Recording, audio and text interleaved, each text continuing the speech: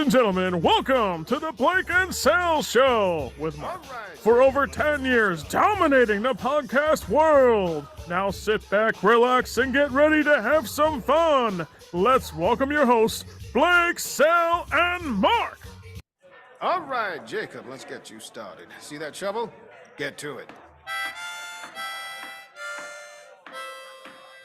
If I had one wish in this God-forsaken life, I'd wish to be back home with my children and my wife. But my debts keep piling up, so my work ain't never done. Ain't it so? Ain't it so? The road don't make you young. I've been hanging by a thread, by a wish upon a star, that the road that I've been forced on doesn't go too far. Just far enough to get me past each day as it comes. Ain't it so? Ain't it so? The road don't make you young. Hello and welcome to the Blake and Sal Show with Mark, episode number 510. I am your host, Blake. Well, normally I'd be throwing it to my co-host, but first of all, the biggest film podcasting, the timeless one, Sal, is not here today. He is currently helping his fiance move into his house, his apartment, so he's busy currently right now, so he's a bit busy.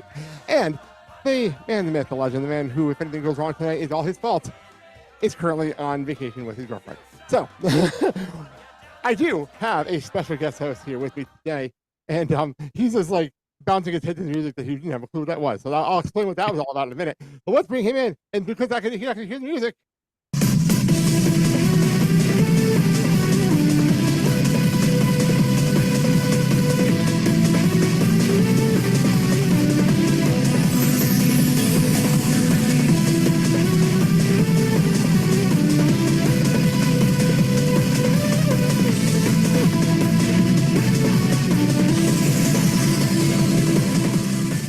All right, let's bring in from the PW Torch, Rich Fann. Rich, welcome to the show.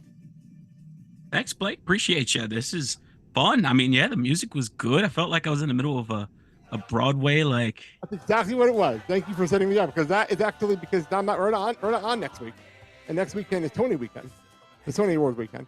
I said, since I'm running the music this week, I'm in charge of the music, so I did Tony nominations as the music for this week. And this is actually from Water for Elephants. This is, The Road Don't Make Me Young. And hang on, I'm going to turn this up a little bit because you don't recognize his voice. God willing, it'll heal someday. That is one Grant Gustin. Wow. In one of the shows nominated for Best Musical, currently at Tony Awards. So, and he's all over the show. He's the lead of the show. He's phenomenal. Absolutely. Berlanti verse lives on, man. Yeah, it's his first Broadway show, and he's starring in the lead. It's absolutely incredible. so yeah, Water for Elephants nominated for a Tony Award for Best. He actually nominated for like 11 Tony Awards. He ironically is not nominated, but like the show is nominated for like 11 awards. So. Including well, they got to humble him. You can't. And they actually announced today that they officially announced that they've been performing at the Tonys. I hope it's this song. I really hope it's this damn song. It's like an anthem. I love this song. I'm obsessed with this song. I'm obsessed. So, welcome to the show, Rich. Things have changed since the last time you've been here. They've changed. Yeah. We've upgraded. We've upgraded things around here a little bit. Having fun. So, how are you doing? I'm good. A little tired. I went on a run beforehand. As still is my want, there's not enough hours in the day, but I still keep adding things. For instance, one of the things I'm learning this year after my birthday is being okay with not being in control and not having things perfect. So I've been making miniatures. Yeah, I got little miniatures, and one of my coworkers got me into Warhammer.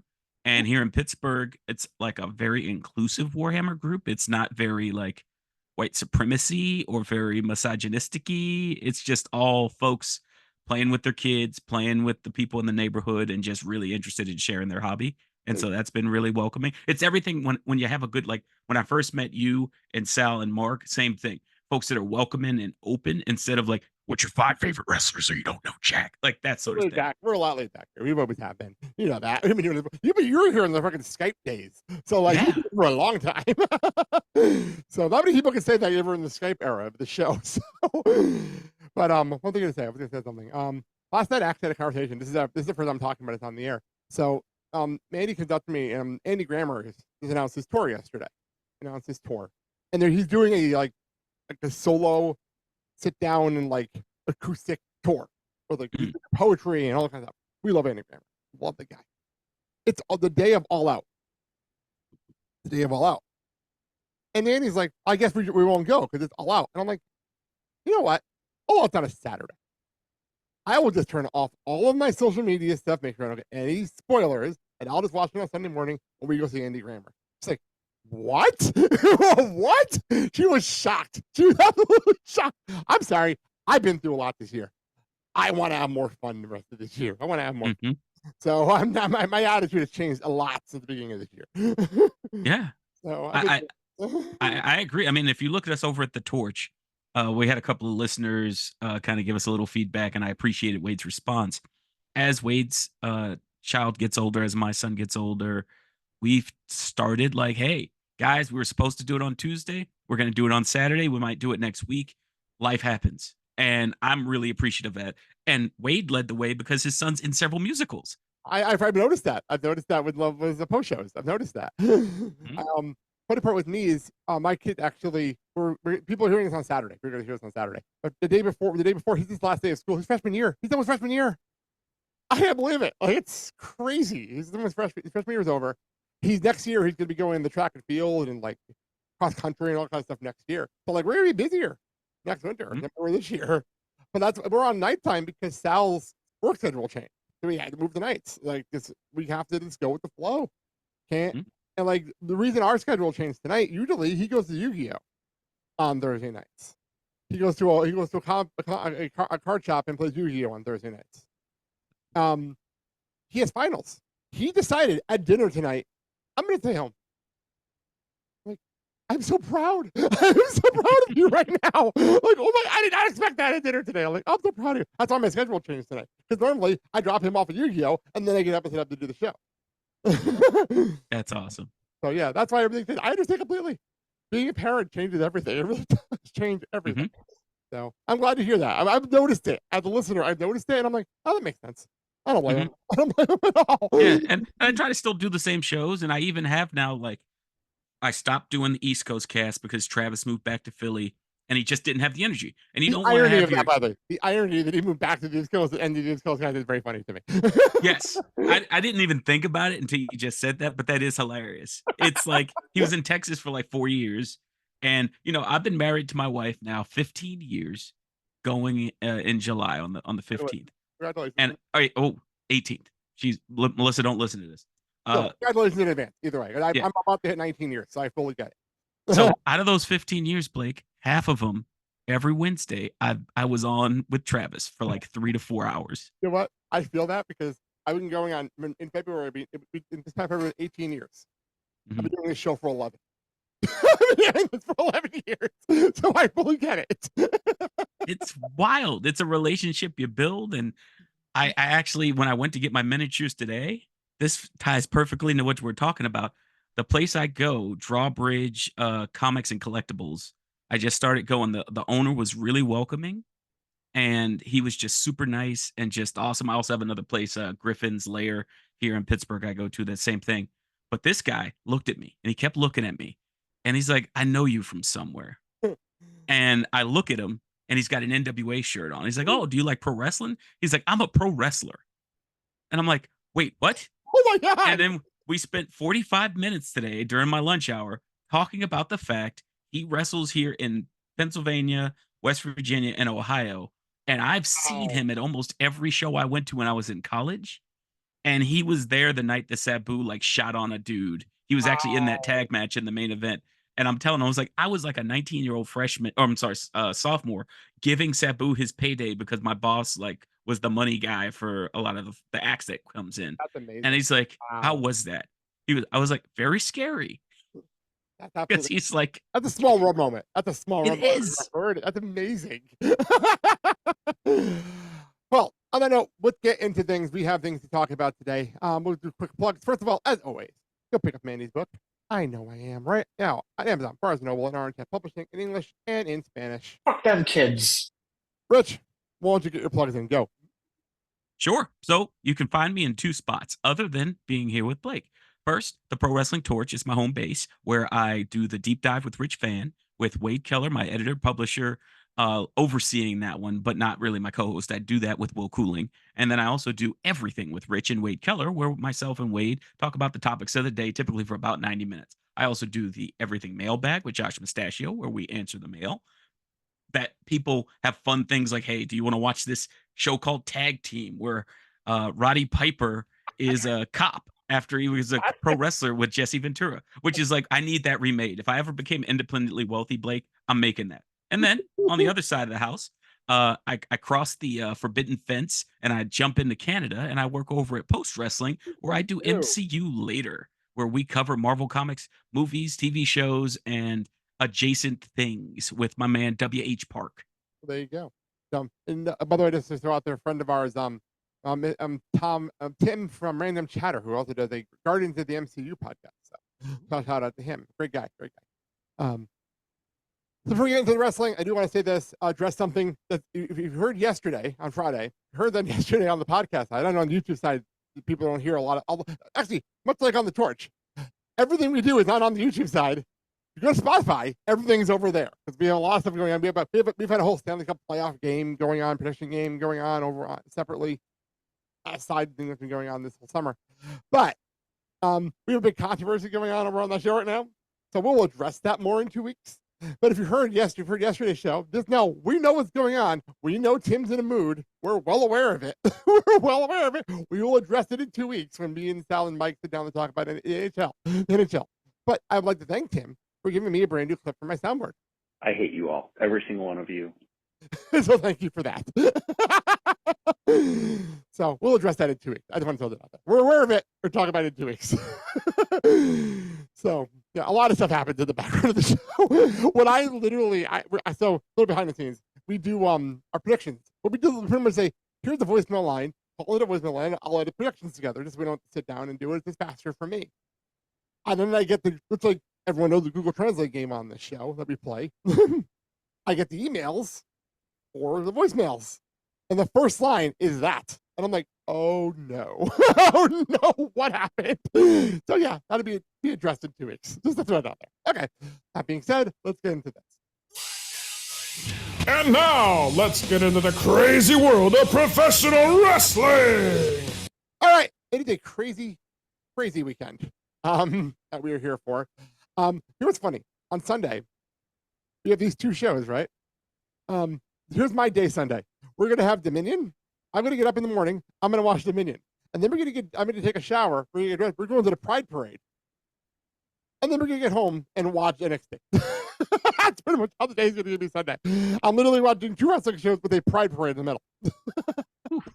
So, fun Sunday for me. It's going to be a very fun Sunday. Second Pride Parade was when was Christian being out as a gay man. So there you go. It's going to be a lot of fun. I'm looking forward to it. Anyway, let's get to this. We have first show is at NXT Battleground at the UFC Apex in Las Vegas. I would start here. We've been joking about this. Rich, want to explain to everybody what the blue hell the UFC Apex actually is and why are they running here? I know it's TKO related, but what the hell? It's such a small venue. Yeah, so it's basically like the performance center for UFC. But smaller. That's it. It looks smaller.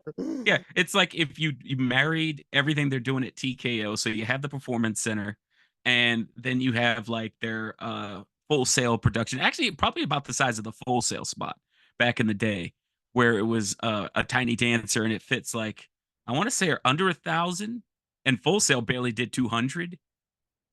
And so it's one of those deals where they're trying to save some money on rent and at the same time get them out there in Las Vegas so they can brag that TKO has synergy. Yeah. But yeah, I rolled my eyes when I saw the attendance on WrestleChicks. I'm like, really? It's that little? Like, oh my God. Like, you go from doing an arena on WrestleMania weekend to this? Like, really? Like, it's weird. Well, think about it this way, Blake. When they do it inside of the Apex, you keep 100% of the gate and 100% of the merch and 100% of the concessions. Very true. I did see some of the seating prices for like $150 for like front row seats. I'm like, what the fuck? Come on. Like it's like, listen, do you know what the last event was before they have this event here? What? Power Slap 7. Oh my God. I forgot that was still a thing. Oh my Lord. Ugh. Oh my Lord. All right. Well, we have NXT Battleground, and this is actually turning out to be a fucking stacked show. I did not expect this to be such a stacked show. And we'll get into the real stuff at the end. We'll start from the bottom to the top. NXT Underground will be the first time to take this on the road. It will be Shayna Baszler versus Lola Vice. I like Shayna going like, I'm bringing back the old Shayna Baszler. I'm bringing her back. I'm like, if they bring back her music, I'm gonna fucking pop. I'm gonna pop. If I hear the horses, I'm gonna lose it. I'm not gonna lie. I told the Christian this morning. I'm like, if I hear the horses play, because I miss that music so much. Same. So I hear the horses. I am going to pop. It is. I don't know what to do with this one because in my brain, it's Shayna should win this match and then they have a rematch down the road. But should Lola lose this match when she just won the first time? What do you think, Rich? I think Shayna needs to win. I think Lola, her undoing needs to be, as they've been saying, like maybe a little too much shaky, a little too much hip swiveling, and she gets caught. This is also the match I'm glad we started with this one. That kind of exemplifies maybe a reason why they use the Apex, because of the UFC setup. It's a place where they know they can fit it in there. They can maximize seating around it, and they can set it up to look really cool. I'm sure, especially with Lee Fitting at the helm, they're going to find some cool camera shots that we haven't seen outside of UFC for them, and I'm looking forward to seeing that too. Do you think they're going to use the cage they keep showing in the commercials, or no for this? I think so. You think so? What do you think? A conversation on PWT Talk NXT. Someone's wondering what your opinion would be on that, because I was thinking about it. I'm not sure. I think it'll be fun for me. If they go with that cage, it looks good. It's a little cumbersome, and it might need some time to kind of like to be deconstructed or gotten out of the way. But with a show like this, I think the people aren't going to mind if they have to do a little mini intermission, or if the finishing angle is enough where they have to hospitalize somebody or stretcher them out. They'll have time to kind of fix it up. Quotation marks. Quotation marks up there. Okay. Well, so I see Shayna winning this too. I think it'd be fun. It should be interesting. I don't know how this is going to work, so I'm intrigued. And I've never really seen Shayna in the MMA world because I'm not an MMA person. So I'll be interested to see her in this world and see what they let them do. See what they let them do and what they can get away with. You know, be a lot of fun. All right. NXT Tag Team Championship. It is Nathan Frazier and Axiom defending against Good Brothers of the OC, or these guys, what do you want to call them today? Luke Gallows and Carl Anderson. I can't go against Christian because he loves Nathan Frazier and Axiom. I can't go against them. He did love Axiom since a kid. And Nathan Frazier, he fell in love with the minute he heard his entrance music. And it became his entrance music in the video game. The original music became his music in the video game. So I can't go against them. But again, it wouldn't even shock me if the girls won this match. What do you think, Rich? Yeah, I could see the OC winning, but I think it helps more for the storyline of what they're building with the two youngins if they get the win over a team that's an established legendary team. Also true. Exactly. I think they need this win because it's for NXT for them to say, "Hey, we beat the OC." Yeah, like it's good for them to say that. It's like when like Braun Breaker beat Dolph Ziggler for the title. He could say that, like one of those things. So that's or wherever Roxanne like beats random people that come up on the main roster. Like, I beat them. Look at that. So all right, cool. Moving on, we have the NXT Women's North. This is such a great thing to say. NXT Women's North American Championship. I love saying it. Mandy is so excited for this being a thing. It is a ladder match. It is, and I'm not going to make fun of their names, much like everyone else has been doing right now. I'm not doing that. By the way, Brasswing Media, Zach Haydorn and can't think of his name right now. Tyler Sage. Tyler Sage, thank you. On their show today, they actually pull up ChatGPT to find if they can make worse names than the NXT names. It's actually a very funny segment at the end of the show today. So Still Ruka, Last Legend, Jada Parker, Fallon Henry, Michin Miyam, and Kehlani Jordan, who I was joking around with Mandy that she's going to be some little black boy's crush for the rest of his life. I have a couple of ways to go with this, but I'll go to you first on this. I have a couple of ways I'm going with this. Okay, so the way this card's built, you have a lot of outsiders, like non-NXT people, plus the NXT insiders, like either defending or challenging for a title. So to balance this one, I think this has to go to one of the 5 women that are already based in NXT.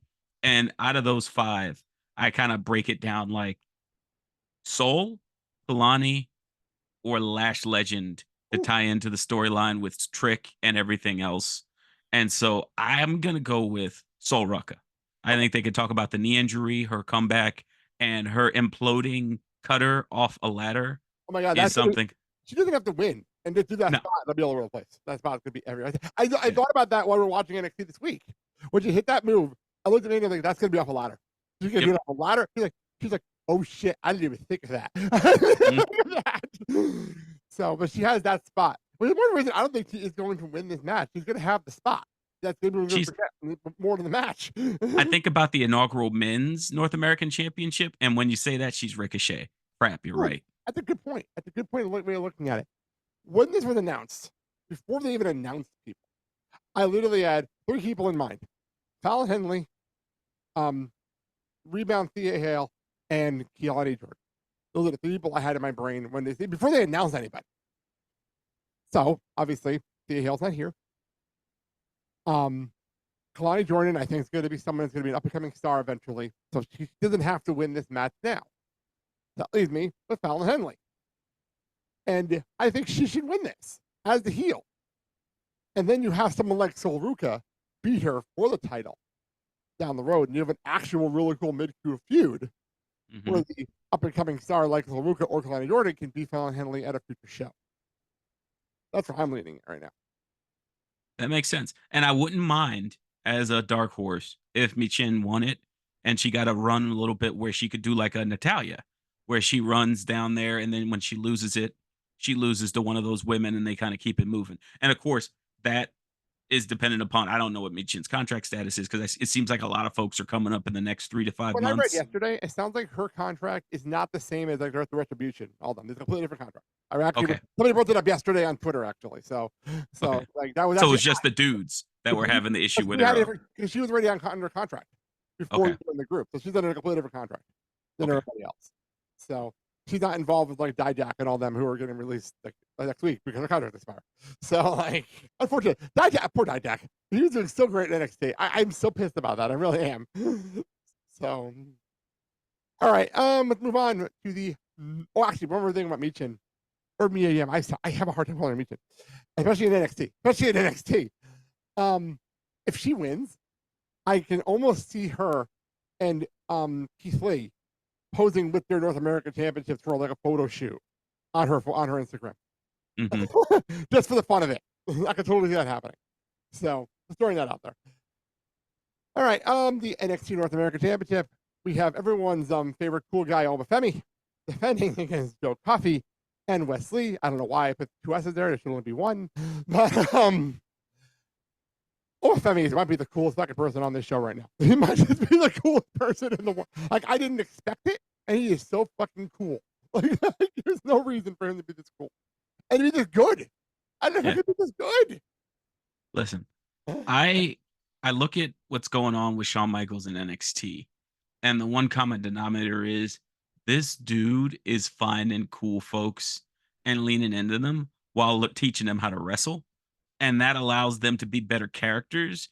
And they might not necessarily be 5-star wrestlers off the bat, but they're going to be people you care about. And that's more important than anything. Or you're going to remember. You're going to remember. Yes. That's the important part, remembering who they are. It's not like Omos. He got done a disservice by just being a big guy that was in Raw Underground. Obafemi, when he finally makes it to Raw or SmackDown, he's going to do like Braun and Ilya are right now, where people see him and they appreciate. Like Braun Breaker versus Obafemi on the main roster. Braun Strowman versus Obafemi. I want a Haas fight. Oh, I didn't even think of Strowman versus Femi. Holy shit, that just sounds amazing. Or if you make them a redux of like the 90s Earthquake and Vader half ton of Holy Hell, and it's just those two guys, like, we eat you now. Ooh. That'd be insane. That'd be fucking crazy. So, okay, so it's Joe Coffey's in this match, pretty much taking the place of our favorite Viking, who wears jeans. I'm obsessed with that. I'm sorry. When Ivar came out wearing jeans, I was obsessed with that for like 2 weeks. I didn't expect it, and it made me laugh so damn hard. Like Sal's making fun of me because I was so obsessed with that night. But Joe Coffey's here. I'm happy to see Joe Coffey here. I'm happy to see that Gallus is back. But I just don't know if they're going to hit the ball off of Femi. I don't think they will. What do you think? Nah, I think Obafemi's got to keep this bad boy, and they got to build it to somebody else, either taking it away from, kind of like Sammy with Gunther. They need someone to kind of like a Wesley once he's a little healthier. Or Dante. That'd be cool. Or Dante Chen. Ooh, listen, if they could get my man Dante Chen on that train, and I'm here for it. I just throwing it out there because the funny part about the Dante Chen thing, we're watching the show. Mandy obviously doesn't follow the podcast role like I do. So when the music hit, and I knew exactly who it was. Exactly who it was when he plays Laser King. The music hit, and I'm like, no fucking way is that Dante Chen. There's no way. Music hit, this name come on the screen, and Mandy's like, why are they popping so hard? Like, what is going on? Like, why wouldn't you? It's Dante freaking Chen. Like, but she's like, why are they reacting like that? But he's a hero here. Like, he's their hero. So it was great to see him. I'm happy he's actually in a storyline now. It's actually really cool. He's actually in a story. But good for him. But yeah, that's somebody you could throw out there to beat almost for me down the road too. So all right. Okay. Now this is where things get interesting. This is where things get really interesting. If you told me 2 months ago, WrestleMania weekend, that these two matches would be the headline matches of an NXT show, I would have never believed you at any level. But here we are. We'll start with the women. We discussed this last week. And we broke down everything that happened on NXT last week on last week's show. With clips and everything. It was crazy last week. But here we are. It is Roxanne Perez defending the NXT Women's Championship. I gotta keep saying this the way it is. Against the TNA Knockouts champion, Jordynne Grace.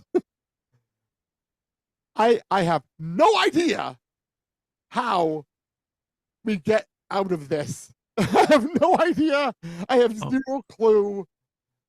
Rich, please help. What are we doing here? Like, there is no getting out of this. I think Jordynne Grace is winning the freaking title. You think so too? I think Big Mama Pump is gonna have it, and I think this is gonna open. What did she call it? The what is it? The portal? The permissible something portal? like that. It was something weird. Yeah, yeah, because she has a T-shirt now with it, and I'm like, that was fast. That was quick. I like the TNXT thing. I like that a lot. Yeah, that was cool. And I remember if you go back when they had Evolve, the NXT and TNA tag team of Drew McIntyre or Drew Galloway at the time and Johnny Gargano. I remember that. Yeah. Wow. I loved it because now Drew's not stealing. He's stealing from himself. A lot of the character he's doing now on Raw is what he did when Johnny Gargano signed to NXT. And he'd be like, Johnny, I'm trying to help you. And he's like beating the holy crap out of him. I remember that. I'm like, he said that to Sheamus. And I was like, oh, I like where this is going. When he's like, I'm trying to help. I was like, yeah. So with this same thing, Jordynne Grace wins it. You have a couple of other folks jump over to TNA. You have a couple of TNA folks jump over to NXT, and that's a cool summer. Yeah, I'm looking forward to it. I think it's going to be a lot of fun. I was telling this to Mandy. Me and Mandy have a weird relationship with Jordynne Grace. Mandy wants to love Jordynne Grace. The problem she has is Mandy has the whole thing with the body image, and she doesn't like all the body image stuff on her Instagram page. Personal thing, I understand it completely. Hey, no, I'm never going to argue with her on it. I understand it completely. As a wrestling character, especially right now, because I've actually gotten me back into Impact since the new year. I'm back in Impact. I try to watch it every week. Jordynne Grace is turning into my favorite wrestlers in wrestling again. Her personality is amazing. She's absolutely gorgeous, despite being fucking stacked. And I love her so much. And I was trying to explain this to Mandy. I'm like, As a person, I have my issues. As a character, I love her. It would not surprise me at all if Jordynne Grace leaves with the NXT Women's Championship. And if they pull this off and they have her parade around over on Impact with that belt, it's going to change everything. It literally changes everything unexpectedly so. Like, no one's heard coming a week ago. Like, it's crazy. Yeah, and if that happens, listen, I'm gonna fully admit I love Jordynne Grace. I completely see yours and Mandy's points, and then I think Jordan is the like canary in the coal mine that allows us to open that gate a little bit more, and we can see because I think this is a test. They're gonna try to play nice because of the aforementioned, or we didn't mention it here, so I'll mention it now. The lawsuit they settled with MLW. Yes, I remember that. Yeah. Yeah, so they alleged that WWE was a monopoly and they were trying to undercut the competition. They can use this to show they play nice, while at the same time, maybe the Jordan comes on over and she stays a little while, and maybe she stays forever. Because Shawn Michaels saw her as a big get, as like a make good for all the wrestlers that got called up that he was not prepared to lose. On the other side, if you get her, and then there's a gentleman I would like to see over here to see if we could believe in him in NXT. His name and he appears. I believe in Joe Hendry. I believe in Joe Hendry. It's terrifying. We're on the same page. I had that already cued. I had that cued perfectly. Continue. It's like one of my best friends, Chris, his daughter was the person that was the taste master that got me into Joe Hendry, because I went to visit him for her birthday party, and she just came up to me and she just started singing the Joe Hendry song. I didn't know anything about him at the time. And now I'm like, you knew, like, this whole time from the mouth of babes, like, she knew. I was watching TNA. I was at the hospital after my surgery, and I'm watching TNA live because I was Thursday night and I had the time, so I'm watching it live. And two things happened on that show. I'm going to check my nurse, and two things happened on that show. One was Zaya Brooksine's entrance, because she has Simple Plan as her theme music, which I love that song even before it became her theme song. Like, I love that song anyway. So that would made me happy. So I'm like singing along with the Simple Plan song, and this guy's checking my vitals and everything. And then the next match, nurse is still in the room. We're doing our nighttime stuff. Next segment is Joe Hendry. That's the next segment. And no context. Music hits. Instinctual. You clap. It's just an instinct. And the guy looks at me like, what the hell was that? What was that? I'm like, Joe Hendry. Like, I can't explain it. It's what it is. So that was very funny. That was the first time I'm like, okay, I understand this now. I get this. I understand this completely. So this past week, I'm watching Impact at home. He was in the main event of Impact this Thursday. And I'm watching the show, and Mandy comes, CJ's home. I'm watching it on Saturday. I didn't get around to it until Saturday. And they get home, and I'm getting to the main event. He wins the main event. The music hits. Mandy has no real context of what's going on. She just knows the song of the thing, and me and Mark are obsessed with it. That's all she knows. She knows no context of what's going on. And she comes in, and she looks at the screen, and he's like, and the music hits, and she just runs into the room, does the clapping, and then runs back out of the room. I was like, that was hilarious. So funny. That's awesome. By the way, I don't know what your social media looked like on WrestleMania weekend. WrestleMania weekend, my TikTok algorithm was littered with people using the whole thing where Cody's going to have all these people, and someone's going to come, and we're going to hear, I believe in Joe Hendry. This is going on for a week during WrestleMania week. And to the point where, am I in the same algorithm as you, honey? Like, are you seeing the same thing I'm seeing? She's like, no, I'm not seeing this. Like, I don't know how it happened, but it was great to watch. You gotta believe. I mean, how can you not? So there you go. It's terrifying. I had that queued up ready to go. I have no clue. That was great. Anyway, main event. Again, a match that, what? Okay, sure. We have the NXT Championship. It is everyone's favorite guy, Trick Williams, defending against, really, this is happening, Ethan Page. Who, by the way, so last Tuesday, he attacks. And Mandy's like, who is that? Who is it? Because we assumed it was like someone on the roster. And then she's like, wait. She immediately recognized, they're like, that's Ethan Page. She's been in love with Ethan Page since he debuted in AEW. Like, absolutely loved him. Like, he's extremely attractive. Like, she absolutely loved him. So the minute he came on the screen, he's like, no. Like, Mandy doesn't react to things. And the fact that they got her to react twice with Jordan Grace and Ethan Page in the same night says so much to me about NXT right now. Mm-hmm. So Ethan Page is in the main event now, and we're watching the segment this week. And she's like, holy shit, I could just stare at him for hours. For hours. And I'm like, if he goes to the main roster and he has a feud against LA Knight, I might be dead. I might just be dead. You might have to call it, man. Oh my God. So Ethan Page, what do you do here? In my brain, I didn't think we were having the match on this show. I honestly didn't think we were having the match here. I thought we were saving it for Heatwave. So I was very surprised on Tuesday. I was like, we're doing it on Sunday. I'm like, wait, what? Really? I thought we were going to save it for Canada. So what happens here? I think Trick retains, but something happens shenanigans wise, or whatever's he might have had it agreed to in his contract that he gets a rematch in Canada if he were to lose this match.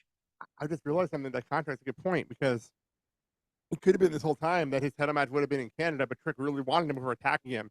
So in the contract, he has that rematch anyway, no matter what happens here.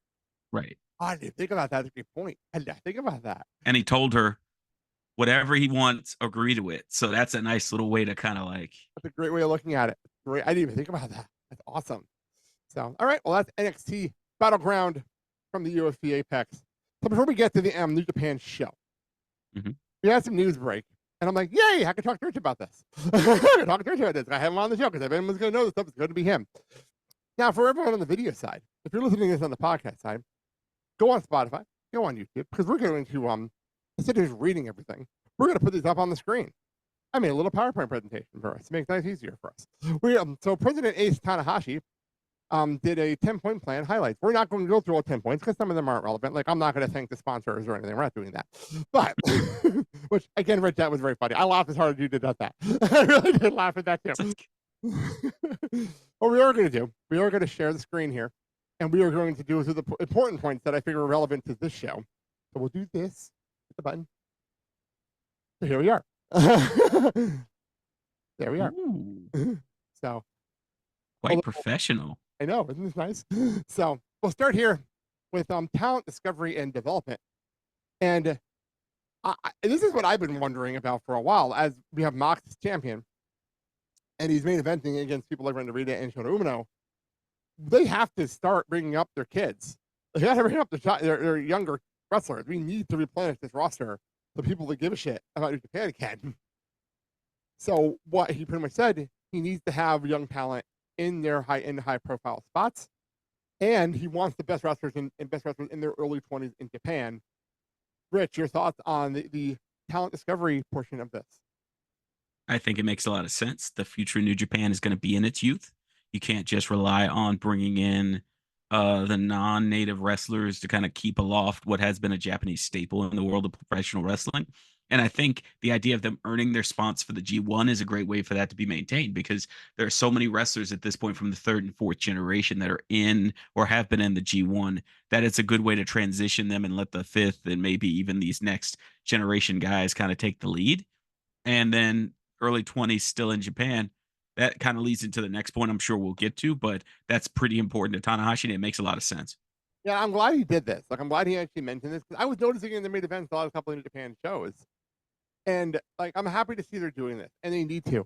I feel like they screwed up by not having one of the kids, like, win a block at the G1 last year. Yes. Like, I wish they did that last year. They didn't. Hopefully this year they do something like that. So, we'll go to the next one, and it is a title belt situation. Hey, TK, recognize this is the thing and follow along with Tanahashi. There's too many title belts in wrestling in general. There's too many of them in general. And we joke about it when we're talking on a brand new belt in NXT, but they don't have a lot of belts. So it's not that big of a deal in NXT. I did not realize they had 13 titles in New Japan. I did not realize this until I read this. And then I sat there thinking about it. I'm like, we count the strong titles and the never titles and the six-man tag titles that rarely get defended. Yeah, there are 13 titles. So I'm glad he clarified it.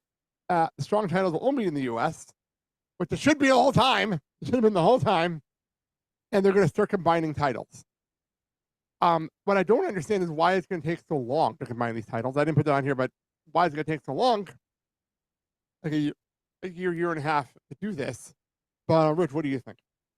I think the reason it's happening is because he wants to be respectful, because he also talks about the New Japan Strong titles exclusively being defended in the United States. So disentangling them from having those multiple title matches on both sets of shows, getting that separated, making sure the New Japan Women's title is something that's respected and maintained, while also at the same time making sure the Women's Strong title is also in that same. So I see where he's playing with all these things and balancing them, but some of them, the show we're going to talk about, they're defending in a winner takes all basically tag match the strong and men's heavyweight tag title. We'll get to So that when we get there. We'll talk about that when we get there. yeah, and so that's why I think it's going to take like 18 months, because you already have stuff in place, and I think the storylines will start to move away from it respectfully without it being a hard turn, kind of like when WCW be like, "We're resetting the titles, y'all," and hit the button, and then here's your title. It's hysterical. It's absolutely hysterical.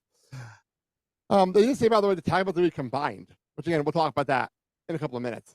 But let's move on. Oh, wait, I have tried that again. There we go. Reducing, eliminating outside of it. Okay, so I'm reading this on Tuesday night during NXT.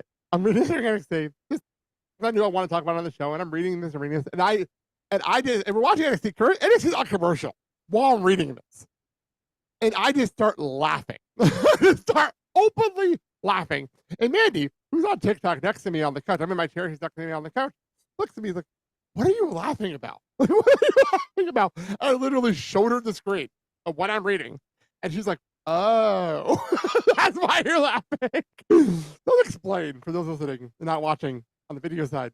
The next one is reducing, eliminating outside interference. I'm laughing already. They haven't determined penalties, but interference will be limited. Thank you for that. But my favorite part, it was in the comment section on Twitter. It made me laugh even harder. They had to literally make 2 points about House of Torture. And everyone listening to this podcast knows how much I hate House of Torture. Everyone knows this. A lot of talking questions about whether House of Torture is the reason for this goal. Again, laughed openly at that line. And then they say, the company acknowledges the fans' frustrations regarding House of Torture. I would say something. I gotta say something officially here. Officially, I have no problem with heel factions. I have no problem with heel factions interfering. Like, I think you could tell a great story. Like, look at the Judgment Day right now. Look at look at the Bloodline. In New Japan, you can throw out when LIJ was heels. They did interference stuff. Like, it's not that big of a deal.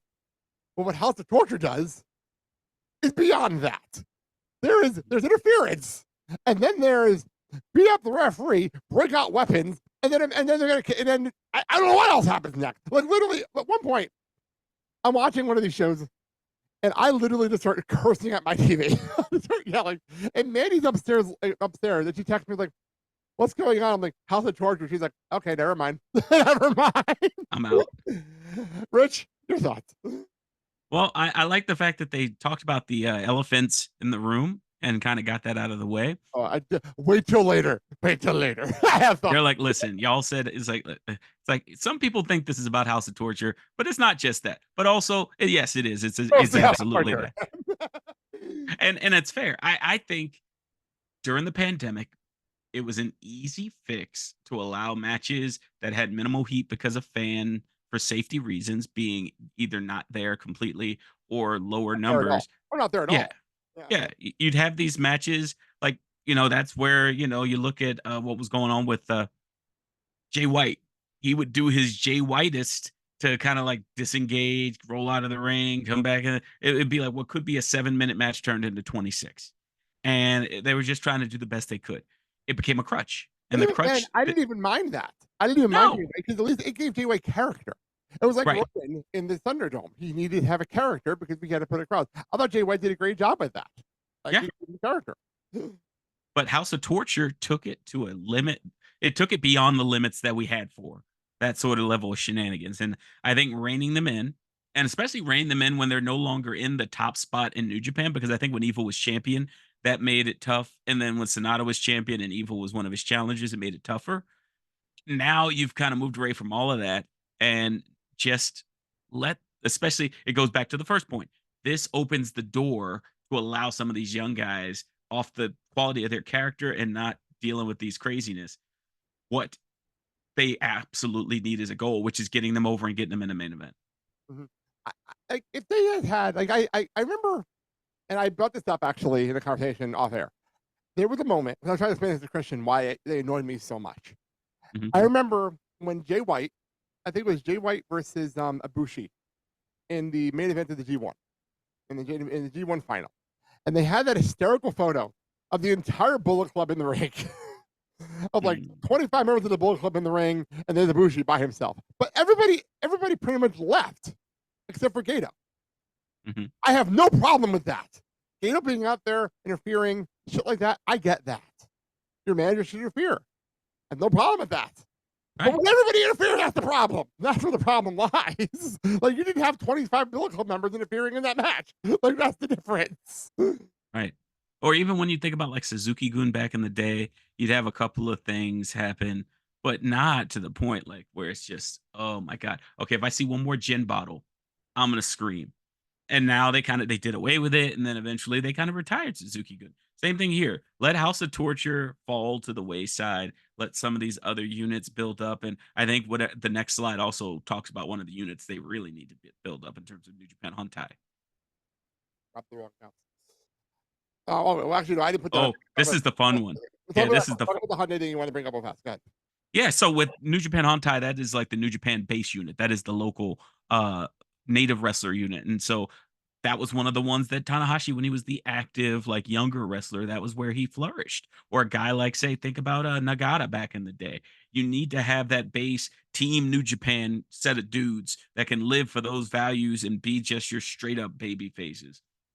And the more you build into that, like right now, for those of you who are like new to New Japan, Moxley is essentially doing what a New Japan Hontai wrestler would do. Okay. Bringing back older generation wrestlers, relying on doing things that way, and regardless of what the character is, putting the company above all. But I also like, you're talking about the young guy, we were talking about them a little while ago.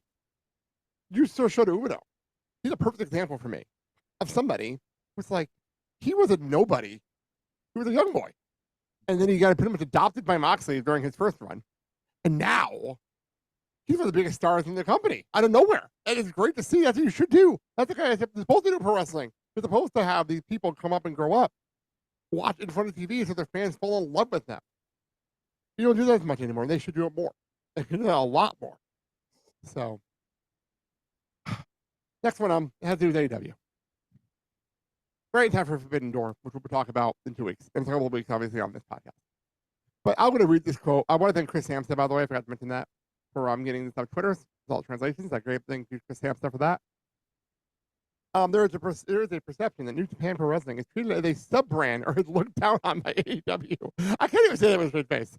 Some of that perception that New Japan is being behind comes from economics at the moment.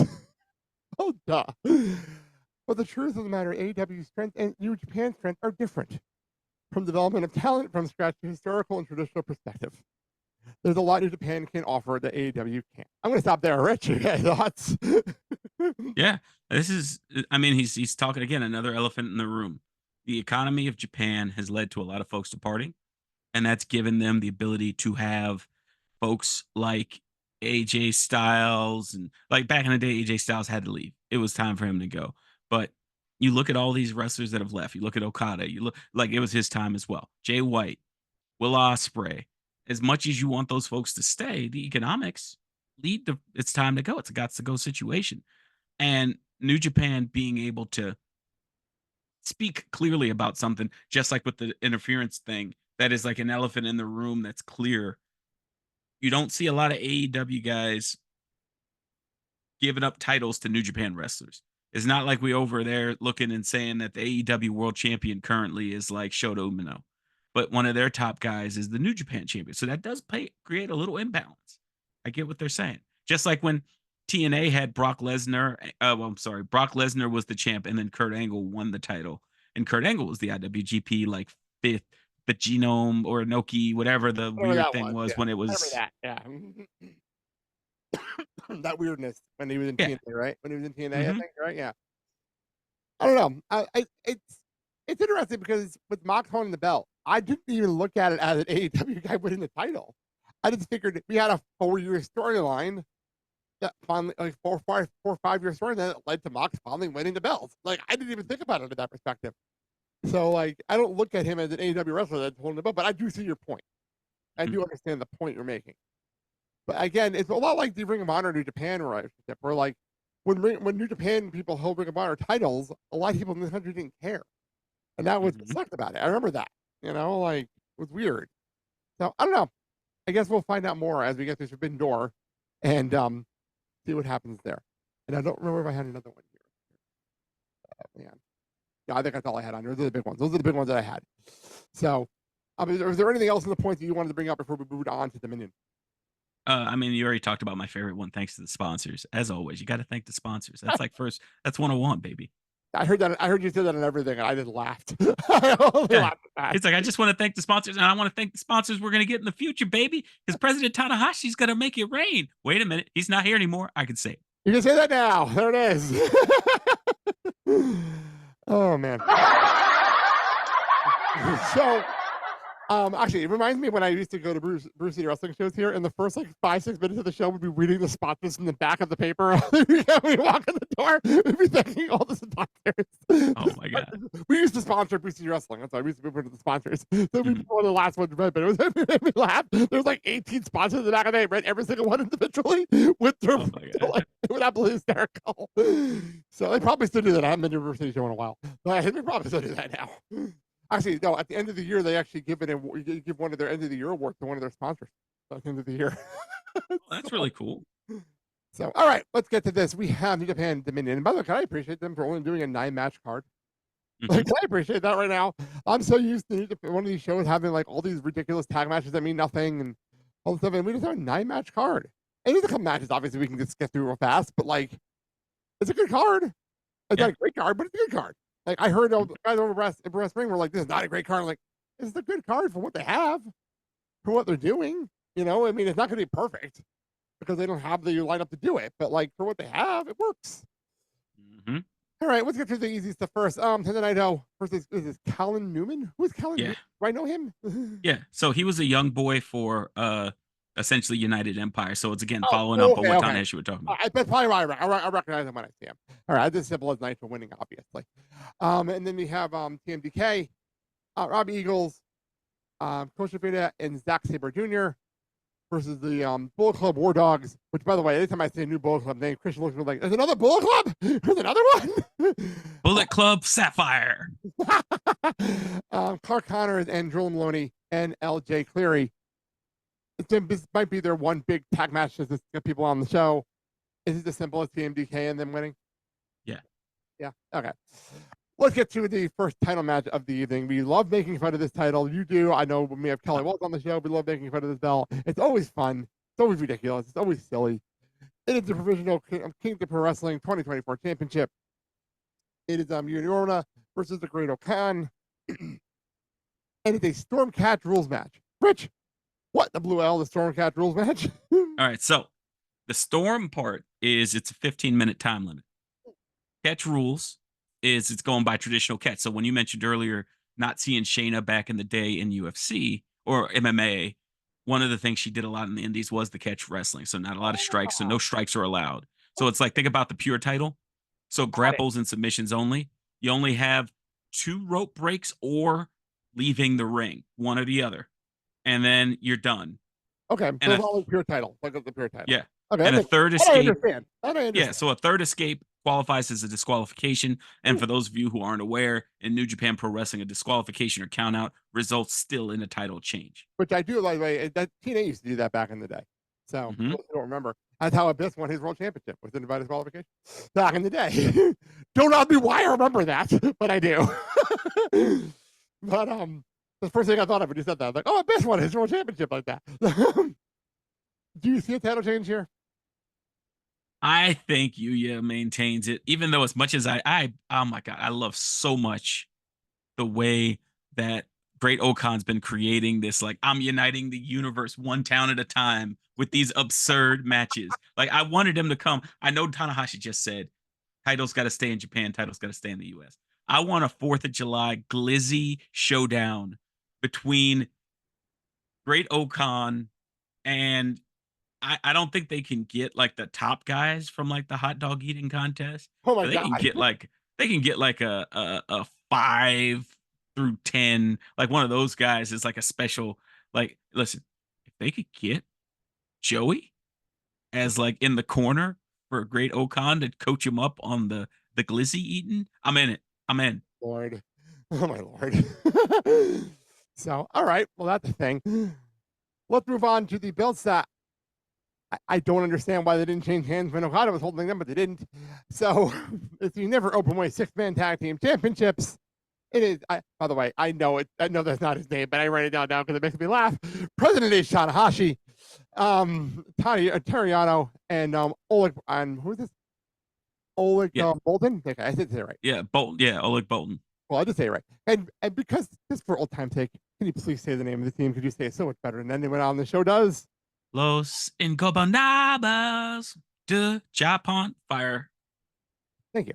I needed that. Yeah. It is Yoshitsuji Kushi and Hiromu Takahashi. I almost see LIJ winning this just so that Tanahashi can not have any more belts. Yeah. Here. I want the Gene Blast to get the title just so that glorious hair can have a title to go along with it. And the picture, I don't know if you've seen the picture of like their match preview. You have Suji's face is just like, Hiromu is kind of like crazy face. And he's just like laughing. And then Bushi looks like he's become a male dancer. Like he's got the surrender cobra behind his head. And he's looking like he's about to be ravishing Bushi. That's funny. That is very, very funny. That was the wrong button. That was the wrong one. I didn't want to press that button. I was going for this button. There you go. Oh, no, sorry about that. I pressed the wrong button. I was looking at the soundboard. That's what that is. So, all right. That's fun. I have to say, by the way, for those watching on the YouTube, I will have the graphics here. I will I'm hitting the graphics up so you can see these graphics. That's hysterical. I have not looked at the graphics yet. I do plan on looking at them tomorrow when I'm editing this video. So that's very funny. Let's move on. We have this match I'm looking for. This is gonna be fucking crazy. It is the New Japan World Television Championship. By the way, is this one of the belts that this is the Japan belt, right? So they'll stay in Japan. They won't. Yeah, so this is New Japan World TV Championship. Okay, even though New Japan World stuff isn't on TV. It's weird. It's weird how this works. Technically, in my living room, it's on TV. Jeff Cobb versus Toru Ishii. It's almost a shame that Mark is out of town because he would totally want to watch this match live because he loves both of these men. Yeah. So this is gonna be fucking great. Let's just be honest here. This is gonna be fucking a hoss fight to the 9 here. And I guess Jeff Cobb retains. Does it matter really on this one? No, I think he has to retain just so he can maintain the Haas Invitational. True. Very, very true. Very true. This is going to be a hoss fight, and it's going to be fun. To be honest here. We're all going to win. We all win on it's here. We have, and this is the one we were talking about before. It is the IWGP Tag Team and the Strong Openweight Tag Team Championship winner-take-all elimination match. Take a breath. It is Bullet Club, Kenta, and Chase Owens, who are currently the IWGP Tag Team Champions, versus the World of Destiny, which, I'm sorry, that makes me laugh that the tag team is still the name over here. El Phantasmo and Hikuleo, who are the current Strong Champions, versus Bushiman, Hiroki Goto, and Yoshihashi, versus TNDK, Mikey Nichols, and Shane Haste, who I heard his contract is actually coming up soon, by the way. I heard that yesterday. I laugh at the Girl of Destiny thing. Because I can't not look at Tamatanga and Tangaloa and the Berlin and not call them GOD. Yeah. And then I'm writing out this card and I'm like, oh yeah, I forgot they can't call them that because the fact is still GOD out in Japan. I'm forgetting that. So what do we do here? Okay, back to my question from earlier. In the notes earlier, they said that this is for the belt. Now, is this a unification match? Or is this double champions? Double champions. Is that what this is? Yeah. Okay, it's a valid question because I don't know. I don't know. But I feel like we did this already with Aussie Open. That's why I'm confused. Yeah, listen, my hope is that what they do is the double champions then lose the New Japan Strong tags to a team that's going to primarily wrestle in the United States. Makes sense. Yeah. And so with that, I think I would love to see Hikuleo kind of get a little bit more run. So him and Phantasmo, aka the lost the lost what's his name? Logan Paul. Lost Paul. Oh, there you go. There you go. There it is. You could have the Lost Paul and Hikuleo wrestle in the US. And I think giving Hikuleo a little bit more time in the US again, like they did a few years ago, would be great for folks to see. One, he's freaking huge. Yes. And two, he's underrated. He's very underrated. yes. And Phantasma's he's done more than just be a character. He has excellent wrestling, and he's also a scumbag. Yeah. Bishamon, bulletproof at this point. True. And Kenta. No one's gonna care. No one's gonna care. Yeah. Kenta and Chase Owens, listen. All due respect to Chase Owens. He's like, did you ever see Multiplicity? Yes, I have seen multiple things. Remember when like they copied him to a point where he kept Copy calling of the copy of dudes, the copy. The copy of the copy. yeah, where he's like, "Hey, Steve," like that's the Chase Owens version of Hangman Page of AJ Styles. Ah, nicely put. Nicely put. But yeah, the copy. You never copy a copy.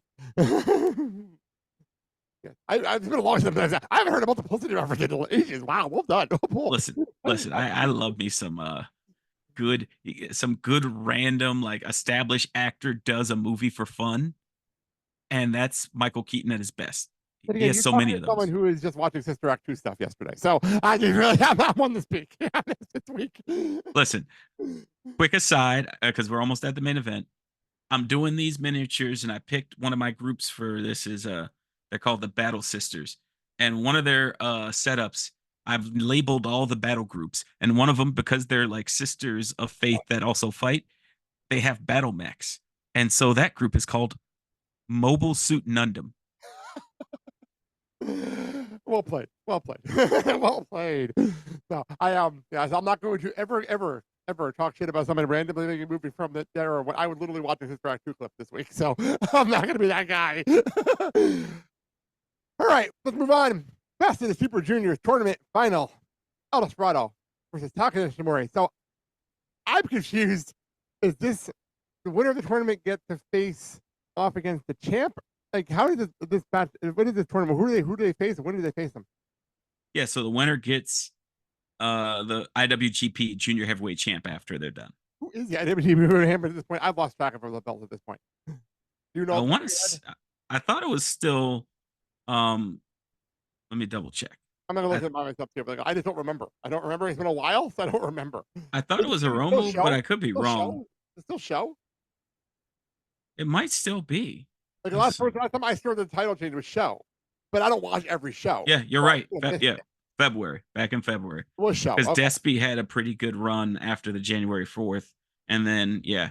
Yeah, I remember. So, I remember the show thing because the commentary team was going up like he's going to be the one that's going to be representing at the anniversary show. Like I remember that call.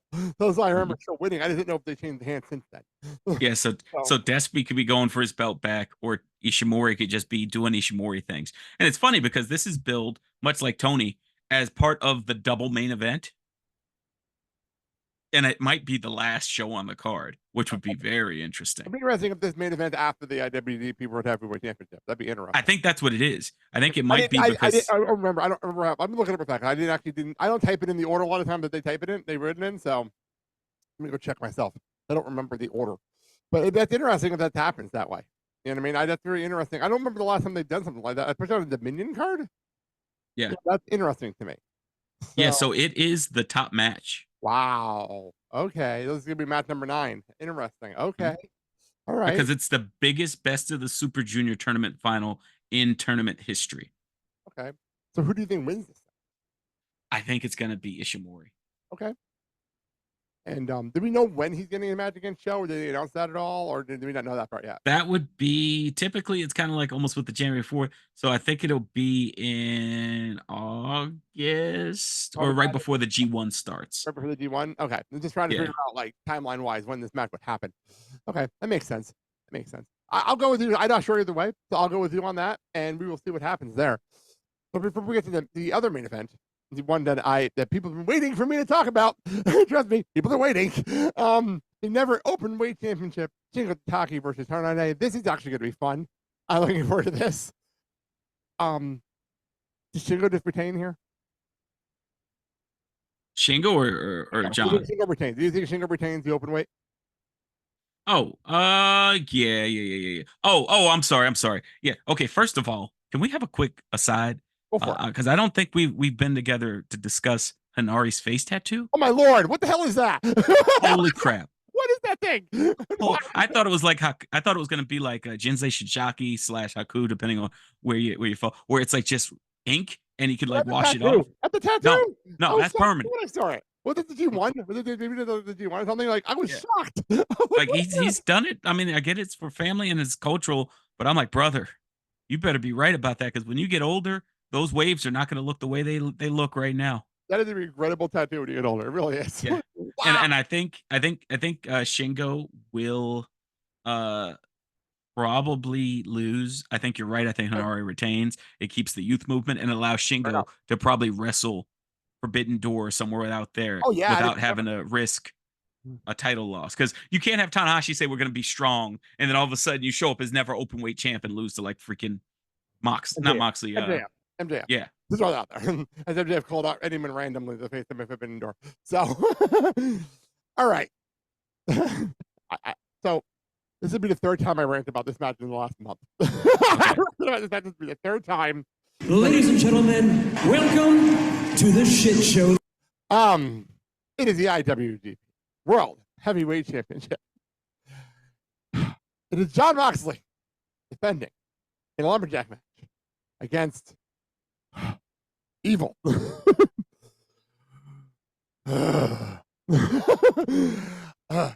So last week, Dad just threw out there.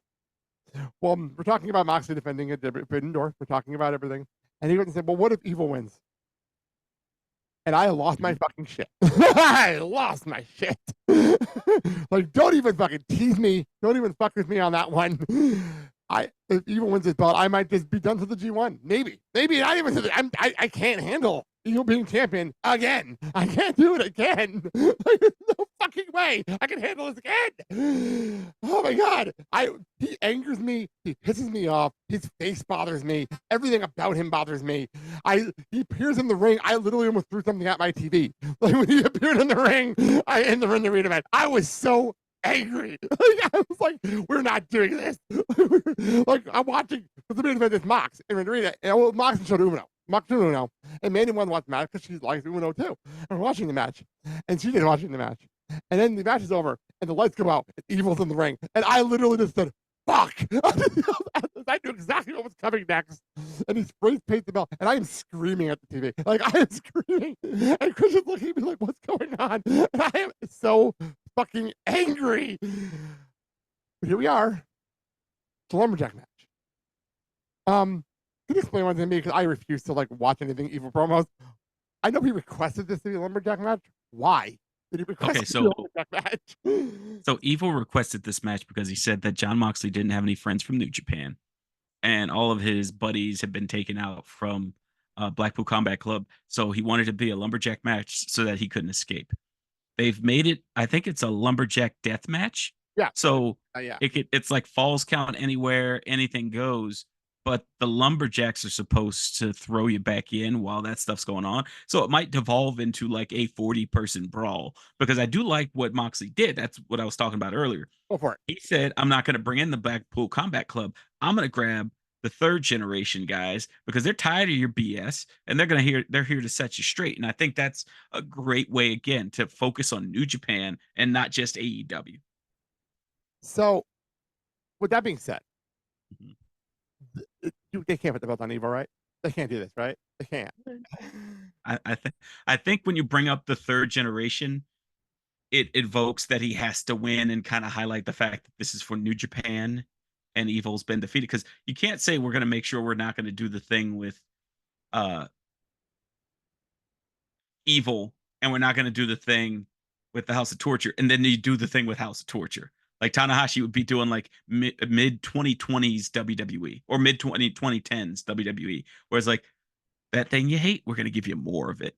Or it's like, we're going to listen to you And then literally an hour later, no, we're not. Never mind. Never mind. Mox retains. We move on with our lives. Mox should be in the G1 as champion. Like that's what should happen here. I think that would be awesome as fucking hell. Like I want, like we were talking about this. Why can't the whole Blackpool Combat Club be in the G1? Like that would be fucking cool. No, that's going back to the AEW rule. Blake, they just said they're going to give the youngins some spots. You don't have to put them in the same block. You don't have to win all their matches. Like I see Brian Danielson wanting to be in the G1. I can see that happening. But I don't think Tony's going to greenlight it, even though he should have done it last year. Agreed. To allow like this to be the great final year. But now, and just listen, I know you don't like Evil, and you're going to look at the production photos tomorrow when you set this up for the release. For Spotify. I threw it on Twitter, and I'm going to tell you, there was no need for Evil to be as sassy as he is in his photo for this match. Like my man I should have seen new profile, like hashtag new profile pic when he took this, because this is like he looks like he's about to break up someone's family in a Tyler Perry movie. Like he is a sassy mofo in this picture. Oh my Lord. I'm actually looking at it right now. I'm looking at your Twitter right now.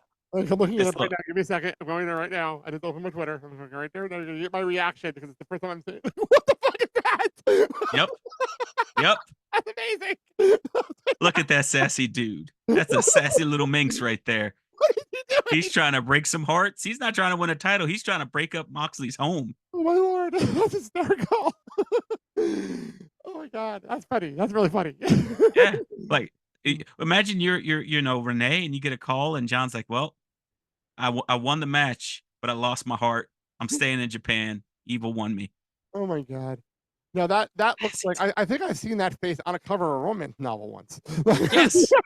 It's like the tides of battle. Like if you can't have Dominion as the name because that's gonna go some places where maybe you're not really prepared to go. Oh my God, that was fantastic. I did not expect that. You got the live reaction. I did not see that until just now. That was great.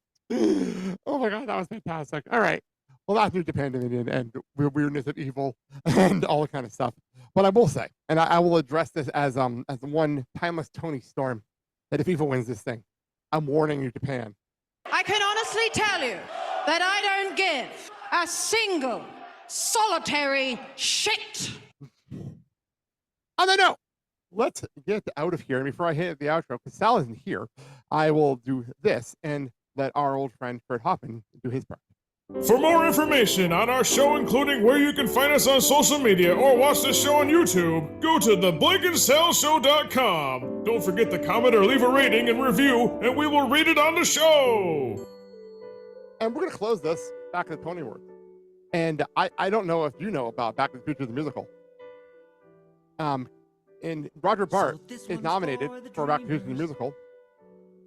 Fantastic. He's playing Doc Brown. And if you see photos of him, oh my God, it's accurate. It's scary accurate. Many people around here probably know Roger Bart better as the singing voice of Hercules back in Disney in the 90s.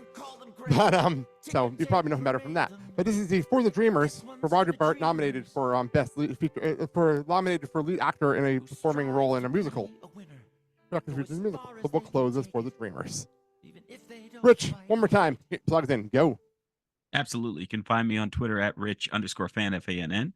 Over at the PW Torch, you can listen to Everything with Rich Fann, the Deep Dive with Rich Fann and Will Cooling, and of course, the Everything Mailbag. And then over at Post Wrestling, you can listen to myself and WH Park with hashtag MCU Later.